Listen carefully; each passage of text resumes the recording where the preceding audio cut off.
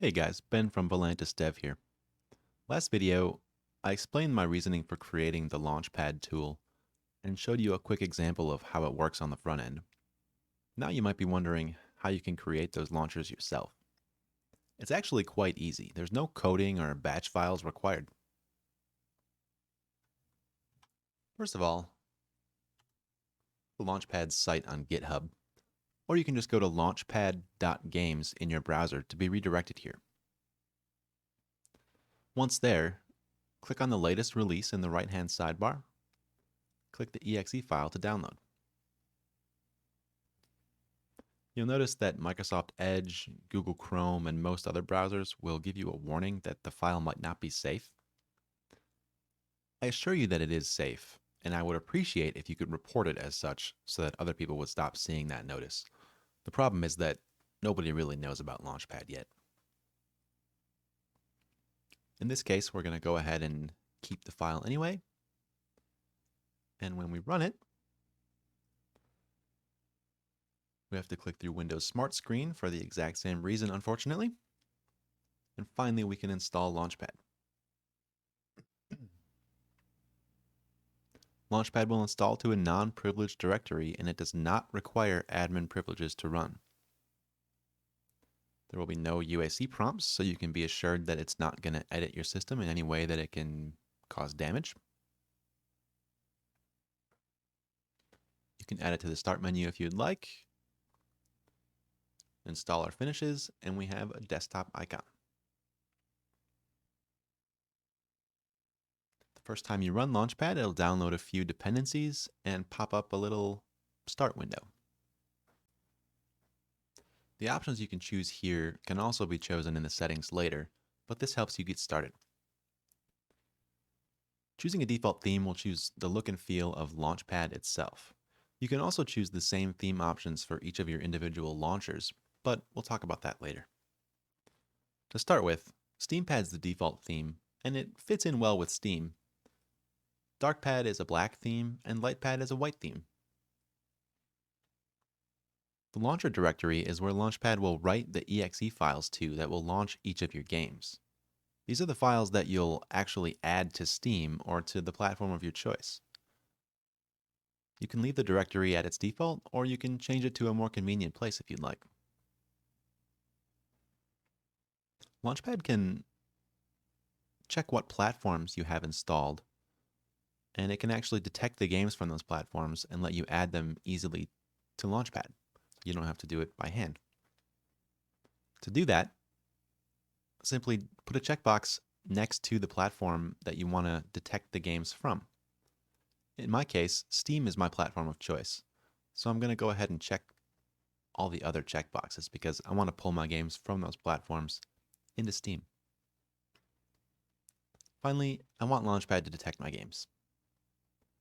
Click Start, and after a brief moment, you'll find all the games that Launchpad detected. In this case, it's accurate. I do only have these 5 games installed in those platforms right now. Next to each game, you can see a checkbox. You can check them all and uncheck them all. The action, as you can see, relates to what's going to happen when you click on Add Selected. If we want to add them all, it'll create a new launcher in Launchpad because they didn't already exist. If they did, this would say Modify Existing, and this would say Known. Finally, the platform that it came from is listed, the installation directory that was detected, the main exe if it could be found, and the specific ID that the launcher uses to refer to the game, which you can see for Blizzard and Epic, they use code names. Now you can see most of these don't have a main exe listed. If I click on Edit, I can actually edit the detected values for the game. Most of them are already good, but you can see there's no exe listed here. Launchpad will list all the available exes that it found if it doesn't know what the main one is, and you can pick which one makes the most sense. In this case, I picked the launcher, but maybe we should pick the main Black Ops Cold War.exe instead. All the other values look good. We'll save it. We'll do the same thing for each other game. Overwatch.exe for Overwatch.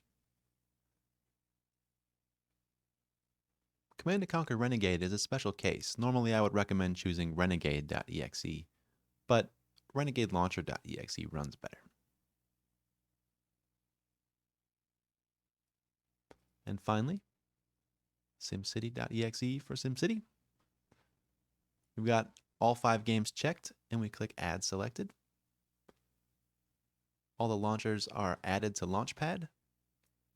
Default values are detected, in some cases based on an online API that can look up the games. So games such as Overwatch, Dauntless, and SimCity are already known by the API, so it knows how to launch those games without any further intervention. Most other games can be launched with default settings as well. There are many more options available within the launchers if you want to edit how each game is launched, but we'll go into that another time.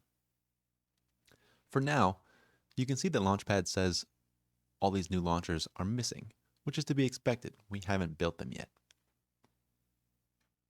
We'll go ahead and click Build All. You can see in the bottom right the status of each launcher as it's being built. Now finally, on SimCity, notice that it popped up a list of possible icons. This is because SimCity.exe has 3 icons in it, and you're able to choose which icon you want the game to use. Typically, the first icon is probably the best, but that's not always the case. Whatever it is, choose the one you want, and Launchpad will continue. Next time that it builds SimCity, it will remember that icon and it won't ask you again. Now you can see that all the launchers are listed as present. There's now a run button I can use to run each one if I want. If you go into the settings, you can see it lists your launcher directory. If you ever forget where it is, that's where you can look it up, and you can click that open button to jump right there. You can see my 5 exe files right here that I can add right to Steam, and I'm good to go.